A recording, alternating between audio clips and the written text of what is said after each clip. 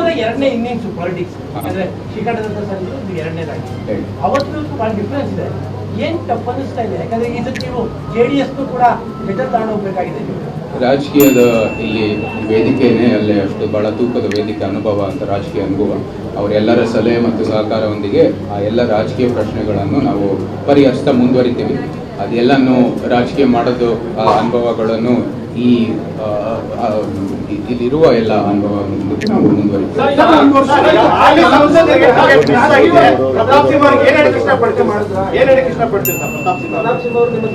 ಅನೇಕರು ಹಿಂದೇನು ಮತ್ತು ಅವರವರೆಗೂ ಕೂಡ ಬಹಳ ಅಭಿವೃದ್ಧಿ ಮಾಡಿದ್ದಾರೆ.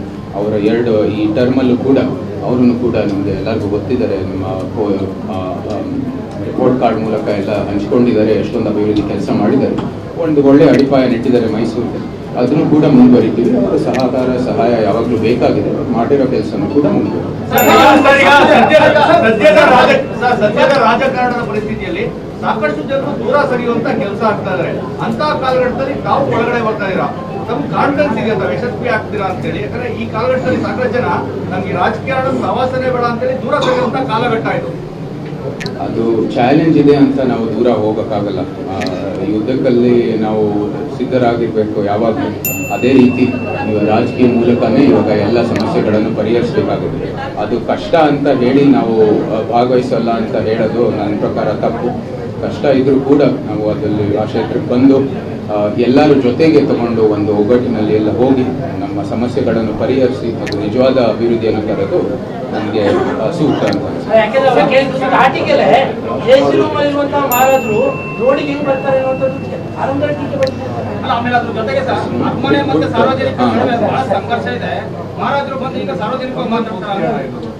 ಒಂದು ನಿಮಿಷ, ಮೊದಲೇ ಕ್ವೆಶ್ಚನ್ AC ರೂಮ್ ಬಿಟ್ಟು ಹೋಗೋದು ಏನು ಕಷ್ಟದ ವಿಷಯ ಅಲ್ಲ.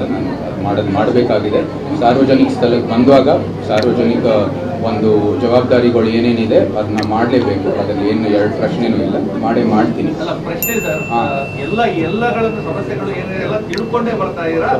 ಹೌದು, ಯಾವಾಗಲೂ ತಿಳ್ಕೊಂಡೇ ಬಂದಿರೋದು.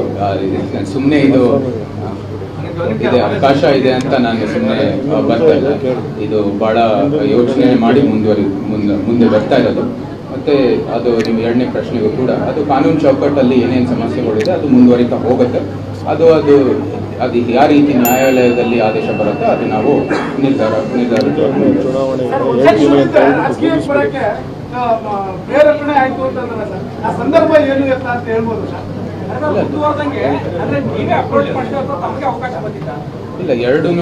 ಎರಡು ಕಡೆನೂ ಅದು ಸತ್ಯ. ಅದು ಡ್ಯೂ ಪ್ರೋಸೆಸ್ ಅಭ್ಯರ್ಥಿನಾಗಿ ಹೇಗೆ ಅದು ಮುಂದುವರಿಬೇಕಾದ್ರು ಅದೇ ರೀತಿ ಆಗಿದೆ. ಎರಡು ಕಡೆಯಿಂದ ಕೂಡ ಒಂದು ಸೂಚನೆ ಇತ್ತು, ಇಂಥ ಒಂದು ಅವಕಾಶ ಇದೆ ಅಂತ. ಸೊ ಅದಕ್ಕಾಗಿ ಅಭ್ಯರ್ಥಿಯಾಗಿ ಒಂದು ಆಕಾಂಕ್ಷಿಗಳಾಗುತ್ತೆ.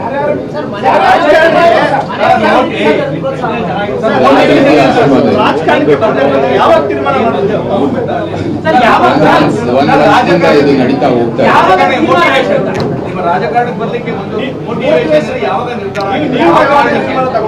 ಸುಮಾರು ಇದು 1-2 ತಿಂಗಳಿಂದ ಇದೇ ರೀತಿ ಇದೆ.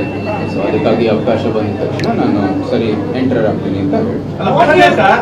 ರಾಜಕಾರಣದಿಂದಲೇ ಸಮಸ್ಯೆಗೆ ಪರಿಹಾರ ಅಂತ ಯಾವಾಗ ಅನ್ನಿಸ್ತು ಅಂತ ಇದು ಒಂದು ನಾನು ನೋಡಿದ್ದೀನಿ ಇಷ್ಟು ವರ್ಷದಿಂದ ನಮ್ಮ ಪ್ರಧಾನಮಂತ್ರಿ ಅವರ ನಾಯಕತ್ವದ ಒಂದು ಏನು ಆಗ್ತಾ ಇದೆ ಕೇಂದ್ರದಿಂದ ಮತ್ತು ಇಲ್ಲೂ ಕೂಡ ರಾಜ್ಯ ಸರ್ಕಾರದಲ್ಲಿ ನಮ್ಮ ಪಕ್ಷದ ವತಿಯಿಂದ ಏನೇನು ನಾಯಕರು ಇದ್ದಾರೆ ಎಲ್ಲ ಒಂದು ಒಳ್ಳೆ ಮಾರ್ಗದರ್ಶನ ಕೊಟ್ಟಿದ್ದಾರೆ. ಅದನ್ನ ನಾವು ಮುಂದುವರಿತಾ ಹೋಗ್ತೀವಿ. ಎಲ್ಲ ಅದು ನ್ಯೂ ಪ್ರೋಸೆಸ್ ಅಲ್ಲೇ ಏನೇನು ನಡೀಬೇಕು